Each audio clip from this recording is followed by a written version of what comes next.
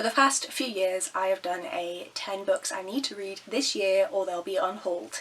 I did one for 2025, I'm currently in the middle, almost, of the final book, and I am filming this in November, so I'm hoping that that is going to have been a successful challenge, and so I'm going to do it again this year.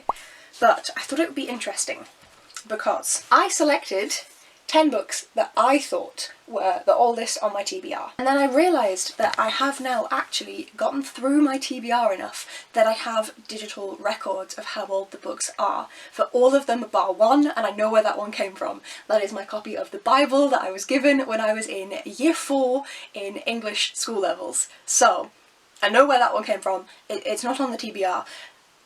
And I now have actual records for all of these. So I can see whether or not these are actually the oldest 10 books on my TBR, and I thought that the result was interesting. So I'm going to fly through these 10 books and tell you what they all are, and then we're going to look at what my actual oldest books are. The Devil and the Dark Water by Stuart Turton, Mind Games by Teri, 84K by Claire North, A Conjuring of Light by V.E. Schwab, This Savage Song by V.E. Schwab, Elantris by Brandon Sanderson, A Clash of Kings by George R.R. Martin, Flame in the Mist by Renee Ahdieh, Carve the Mark by Veronica Roth, and Three Sisters by Heather Morris. I have a spreadsheet. Let's see what actually is the oldest. Also, some of these surprised me in that I didn't realise that, for example, this first one was the oldest. Carve the Mark.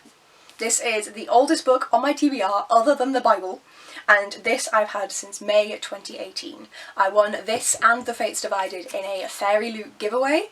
They were supposed to send us a hardback of each, and they only sent a hardback of the second book. That happened to all the winners, so I'm not sure why that happened, but hey ho, this is what I've been interested in. I enjoyed the Divergent series, I've heard good things about Veronica Roth's other work, and I've just never bothered. And I don't know why. Good that I'm finally getting around to it, but I'm so surprised that this is the very oldest book that I have. Then there are a few on this list that I am skipping over, so I'm skipping over The Fates Divide. In this instance I did last year, where I had 2 books from the Centuries trilogy from Ken Follett that I forced myself to read. This year I'm not going to include sequels. I'll see if I read them naturally, but they're not going on this list. So The Fates Divide is skipped. Edge of Eternity is the book I'm currently reading right now, so that should be done and dusted. The Royal Geographical Society puzzle book, 1, is not a reading book, and 2, is somewhere in my parents' house in Newcastle. So it's just on there for posterity. The next book is Mind Games by Teri. Again, I knew this one was old. I did actually think that this was one of my oldest. This one, I have loved the main 3 books in the Slated trilogy. Luna has a secret, she's different but no one must find out, because in this world you must play their game or it could cost you your life. Will Luna discover her true destiny in time to save the ones she loves? This is a thriller, but in my opinion, Teri's books are more dystopian. Thriller dystopian, they always have some sort of like sci-fi aspect to them. This is YA. I'm looking forward to it. I think I'm going to enjoy it. It should be a really quick read. I think I would have enjoyed it more when I was a bit younger. I've had this since, go on, let's see when I've had this since. December 2019. I've had this for 6 years. So, I'm saying that, I've had this for 7 years, so dear God. But I'm looking forward to finally getting through this one. The next book on the list is from November 2020, so we've done a massive jump here. December 19 to November 2020 I read almost everything. I have now read almost everything that I hauled in 2020. I only have 2 books. One of them is 84K by Claire North. I've loved everything apart from one book that I read by Claire North, and that one I don't think was her fault because it was touch, all about physical touch and bumping into people, and I read it during the pandemic. So I'll give her some leeway for that one. This one is The Value of Human Life. Our main character works in the Criminal Audit Office. He says each crime that crosses his desk and makes sure the correct debt to society is paid in full. When his ex-lover is killed, it's different. This is one death he can't let become merely an entry on a balance sheet. Because when the richest in the world are getting away with murder, sometimes the numbers just don't add up. Claire North always has fantastic commentary and really good writing, so I'm looking forward to this one. I think this is one of the rainy day books where I'm expecting to love it, and so I've left it, and it's sat on my TBR for 5 years.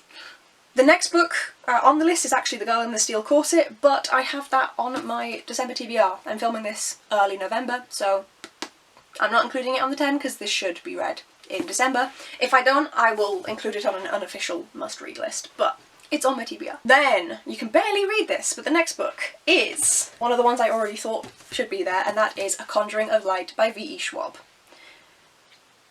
I think I fucked up my list. I made far too many videos. There's another book from 2018 I did not include. Fuck's sake. So I came along to A Conjuring of Light and was like, what about this Savage Song? I could have sworn I've had this longer. I have. This is the other book from 2018. Do I refilm this? No, I can't be fucked. This is actually the next oldest thing after Carve the Mark. This Savage Song by V.E. Schwab. I remember this specifically because it was in 2018 and my parents had went on a cruise and I was left in the house on my own for a week in Newcastle. There was a book event where V.E. Schwab was going to be there in Newcastle Waterstones, and I was like upset that not upset, but you know, I was like, oh damn, I missed out on it, I didn't know that was happening, I could have got tickets, and I'd tweeted about it. And V.E. Schwab retweeted, and I was having a conversation with her about it, and someone came and was like, oh, I'm too ill to go, and so I got to go. Instead, they gave me their ticket. I went into Waterstones, I was like, I'm the Twitter girl. And I gotta go, and so this is when I bought this book and got it signed. I've had this for forever. I bought this and got the other books before I'd read any V.E. Schwab. She is, at least when I met her, the conversation I had with her online, everything I see about her, she seems to be a wonderful person, but I struggle with her books. That is why I've been putting this off. I did try to read it at one point. Ah, there's a bookmark in here. I got to page 41. There's two bookmarks in here. I apparently got to page 41 and page 34. I already scuppered my own plans and then I scuppered them further. This is now being added to the 10 books that I need to read. So I should show you, I'm gonna slot it in here. This is where we're at. So this is 4 books. I need to update my spreadsheet. So you will have been seeing the updated spreadsheet and wondering, Abby, why have they... That's 4 books, and then the 5th book. Let me just check that it still is. Let me just make sure. Okay, yes, this is the 5th book, A Conjuring of Light by V.E. Schwab.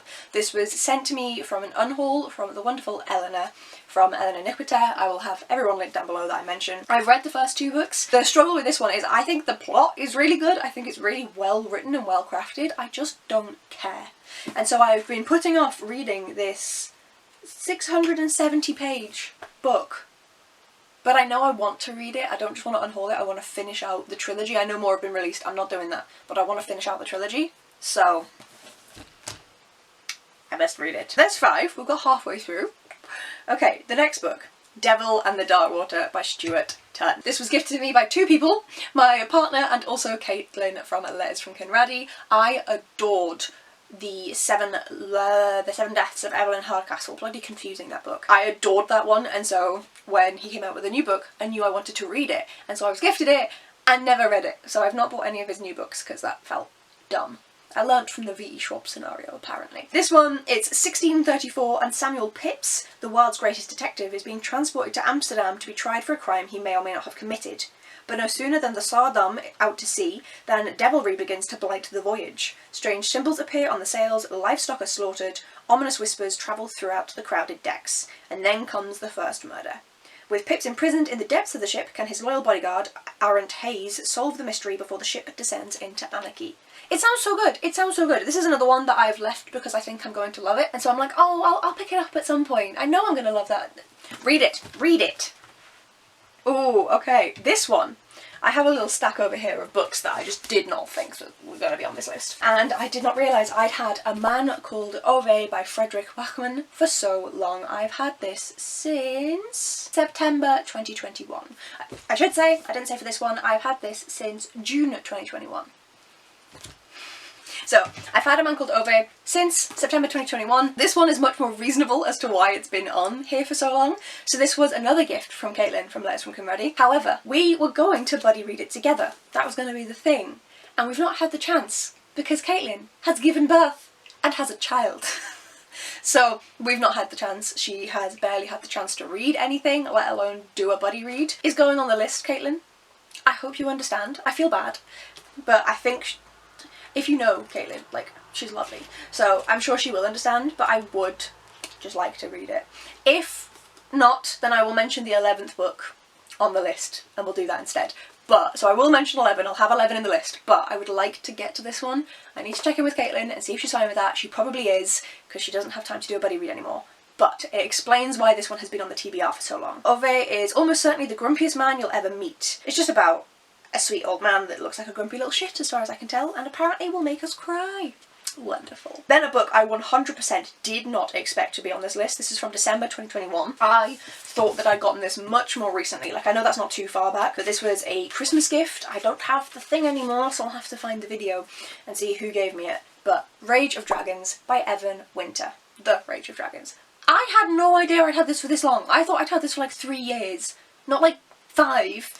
So this one, Game of Thrones meets Gladiator in Evan Winter's The Rage of Dragons, a novel that started as a self-publishing sensation and has become one of the most acclaimed epic fantasy debuts of recent years. I am intimidated by this one because it is a large high fantasy. I will probably enjoy it, knowing me, but it's just under 600 pages and I have been intimidated, and so it has not been read, but it will be. Okay, next up we are into 2022, Odin's Child by Siri Peterson. This was gifted to me by Veronica from Veronica Reads.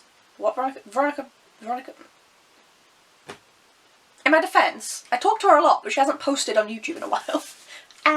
Everyone's linked down below. And this is a translated from Norwegian, I believe, fantasy. At 15 winters old, Herka learns that she is a child of Odin, tailless rot from another world, despised, dreaded and hunted. But there are worse things than the children of Odin, and Herka is not the only creature to have broken through the gateways.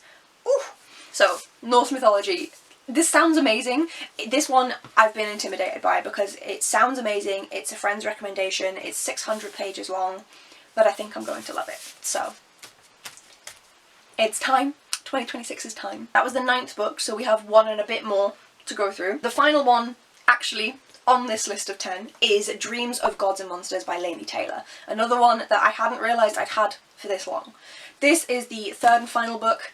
I haven't read the first 2 books in forever, so I'm not going to try and describe them, and I'm not going to read the synopsis because it'll spoil things, but I have loved this book. It is the first, I guess, romantasy that I read and enjoyed. I used to hate romance in my books, and I'm enjoying it a bit more now, and I love the intertwining of the fantastical and the magical and the insane in this book and in this series, so I am looking forward to finishing it off. Again, it's another one that I've really enjoyed, so I just thought, oh, I'll read it when I get around to it.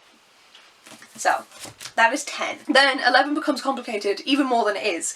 So the next book is Bitter Blue.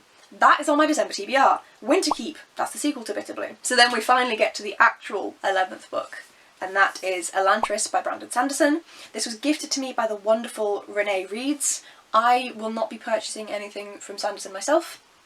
I don't agree with where he puts his money, so it will be second-hand if I decide to read any more. This will be my first Brandon Sanderson. I've never read anything from him. This is currently a standalone. I think it could be a series, but it's the only one in it. Magic is failing. This city starts to rot, and the inhabitants become powerless wrecks. And I guess we're trying to fix that. Or at least we're in that kind of post-apocalyptic world. So this one is number 11.